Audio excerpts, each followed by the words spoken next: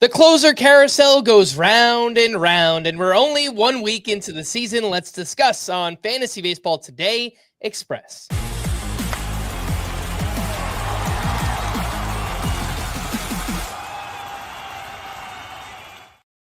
Welcome into FBT Express on Wednesday, April 2nd. I am Frank Stampfl, joined by Chris Towers, and let's start with the news of the day. The Pirates were very busy here as they optioned David Bednar to AAA after his terrible start to the season.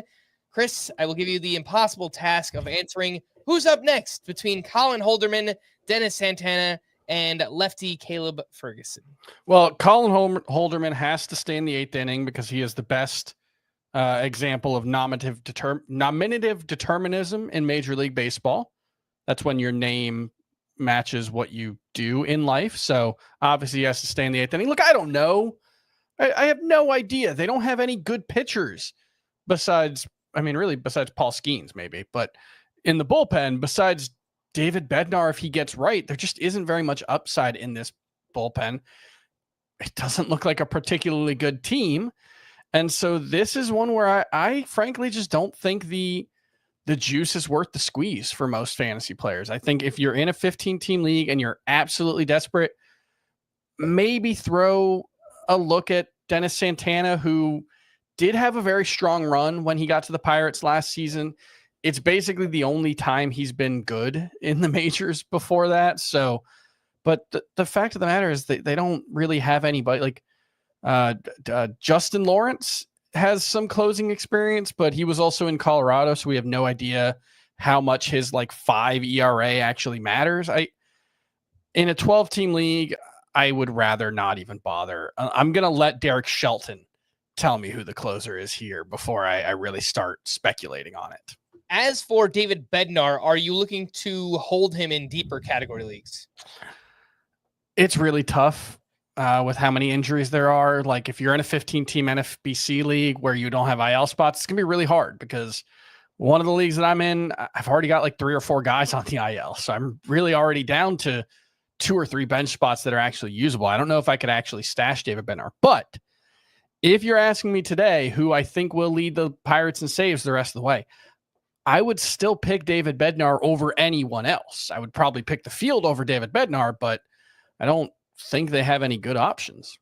Yeah. The other news with the Pirates is that they promoted one of their pitching prospects, Thomas Harrington, who made his major league debut on Tuesday. It was a pretty rough outing. So, Chris, this feels like a scout situation for now, not adding Thomas Harrington yet. Yeah, he's a mildly interesting pitching prospect, but I think most scouts view him as a 4 or 5 starter, and that has value. He's a command and control guy. He can theoretically pitch deep into games, but it's also that there are enough interesting starting pitchers out there that I don't think you need to bother with Thomas Harrington until he shows us something. All right. Well, non-Pirates news, Ronaldo Lopez will undergo arthroscopic surgery on his right shoulder, and he's having the surgery to determine if he has any structural damage that needs correcting. It's possible he returns at some point this season, but Ronaldo Lopez feels like a pretty clear drop here, right? Feels pretty unlikely. I was already pretty out on Ronaldo Lopez even before this injury. And yeah, with this, I think he's a pretty easy drop. Yeah. I guess the other aspect of it is we'll get a longer look at Grant Holmes and AJ Smith-Shawver, right? Even once Strider returns. So yeah, no, that they'll have a need at starting pitcher for at least one of them when Strider's back. So we might see both of them stay in the rotation, which is pretty interesting. I think they're both somewhat exciting names. All right, let's take a quick break and we'll be back right after this. One of golf's elite courses, Quail Hollow, hosts the game's top players at the PGA Championship this May on CBS. Welcome back in FBT Express. Chris, let's talk about one of your favorite topics, bullpens. Let's talk about some more closers and your Miami Marlins with a 2-run lead in the 9th inning here on Tuesday. It was lefty Anthony Veneziano, who never heard of before, started the 9th inning with the Mets having 2 lefties coming up, including Juan Soto and Brandon Nimmo. He walked Soto, then he got a ground out, then a single. He was relieved by Anthony Bender, who got the final 2 outs for his first save of the season. Chris, Anthony Bender might be the guy, but Calvin Fauché also threw 46 pitches on Saturday and Sunday combined. So maybe he was just unavailable. Do you have a lean here in the Marlins bullpen? It's not Veniciano. That I feel pretty confident in. He was facing two lefties and he couldn't get out of the inning. So I think we can take him off the board. I would still lean Fauché, but Bednar has some closer experience. I don't have a strong lean on which one's better. I think they're both pretty mediocre relievers. So I wouldn't be running out to add Bednar, but if you're in a 15-team league, you're desperate for saves, he might be worth a look. I think I'd pick Bednar up before any of the Pirates guys, I guess. Yeah, I think so too. For the D-backs, Justin Martinez entered in the 8th inning with a 3-run lead facing the heart of the Yankees lineup, Judge, Jazz Chisholm, and Anthony Volpe. He struck out the side. He looked amazing. And then AJ Puk got the 9th inning. He allowed a solo home run to Ben Rice, lefty on lefty, and struck out 2 for his first save of the season. This feels like Justin Martinez is the highest leverage reliever, but I'm pretty confident that both he and AJ Puk will get saves this season. Yeah, this is kind of the opposite of the Pirates, where I want both of these guys. I think they're both worth rostering in any league where saves are their own category, or actually saves plus holds as well. Because I think they're both really good pitchers. I mean, Justin Martinez faced Aaron Judge, Jazz Chisholm, and Anthony Volpe and struck them all out.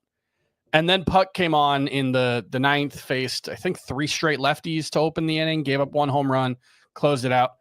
I think they'll both get at least double-digit saves. I think they'll both be really, really good when they're out there, and they'll both be useful in any categories league.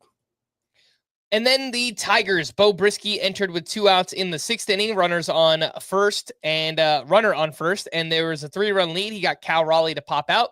Then he stayed out there for the 7th inning to face the heart of the Dodgers lineup. He gave up a run. Will Vest got the 8th inning with a 3-run lead. He pitched a clean inning, and Tommy Canley got the 9th with a 3-run lead and picked up his first save of the season.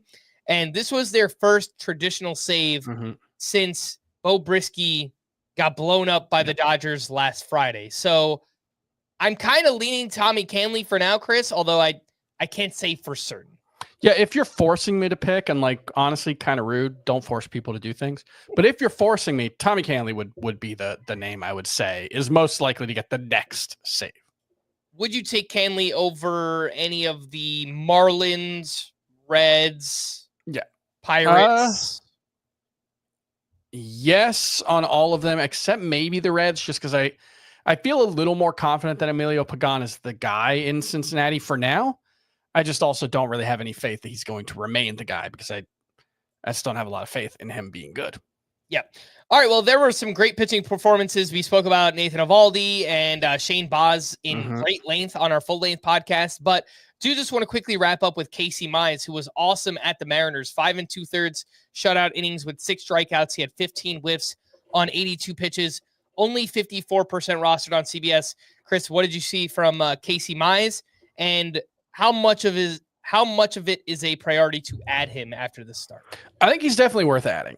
Whether I really liked what we saw from Jordan Hicks on Monday night. I think I'm probably more excited about him than Mize. So if they're both available, I think I'd prefer Hicks, but Mize is worth adding in a lot of leagues. I think the command was still pretty iffy, especially on the slider. He just hung a ton of sliders and the Mariners couldn't do anything with it, but splitter looks awesome. Fastball looks like a pretty good swing and miss pitch. There is enough there to be worth it getting excited about. I'm not ready to say Casey Mize is certainly not a must start pitcher, probably not must roster yet even. Yeah, we're not taking him over Jeffrey Springs or Chris Bubich, right? Yeah. No. Both of those guys well ahead of Casey Mize for me. All right. For more extensive fantasy baseball coverage, listen to our full-length podcast, Fantasy Baseball Today, on Spotify, Apple Podcasts, or anywhere else podcasts are found. Thanks for listening to Fantasy Baseball Today Express, and we will be back again tomorrow. Bye-bye.